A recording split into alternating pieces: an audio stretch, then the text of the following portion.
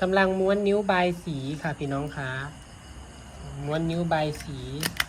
งานผ้าพี่น้องฟ้าเห็ดเนี่ยมันแล้วเพราะว่าพระชาจะติดงานกระทงเนี่ยนี่จะยาวเลยแบบนี้นะจนทอดมือลอยกระทงเลยเพราะว่าลอยกระทงมีหลายเจ้าเลยจ้ะแต่ว่าเพิ่นสั่งอะไรนะไปประกอบเองพระชาก็เลยต้องรีบทำอันนี้ให้เสร็จก่อนเผื่อจะชั้น3แล้วจ้ะนิ้วอันนี้เป็นผ้านะคะสีเขียวนี่เป็นผ้าเป็นม้วนแบบเนี้ย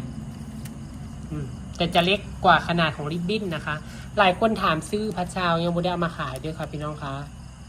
ยังบ่ได้มาขายบ่มีเงินพี่น้องบ่มีเงินทุนสิเอาหันเอานี่มาขายก็ได้เพราะว่ามันลงทุนหลายอย่างอยู่ค่ะริบบิ้นช่วงนี้ก็ขาดเด้อค่ะพี่น้องบางคนกระทักมาอยู่ริบบิ้นนะคำว่าพัชชาได้มาแพงพร้อมพี่น้องก็เลยบ่อยากเอามาแต่น้องกับบริติดอกว่าพี่น้อง FC เพิ่นสั่งเพิ่นกับบริติดอก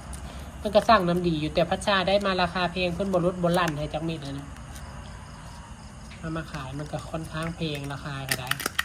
นะงามสีส้มพี่น้องค่อยมากค่อยสีเฮ็ดไว้อยู่ดอกใบสีส้มค่อยเฮ็ดไว้ของค่อยเองนี่นะค่อยมากค่อยมากสีเพราะว่าสีส้มนี่เป็นใบสีที่แบบค่อยเคยฝันเห็นเทื่อนึงเนาะแม่ใบสีเพิ่นกำลังใบสีดูใบสีตัวนางงามแฮงเป็นสีส้มงามในความฝันหลายปีแล้วใครที่ตามพระชากับสิฮู้เรื่องนี้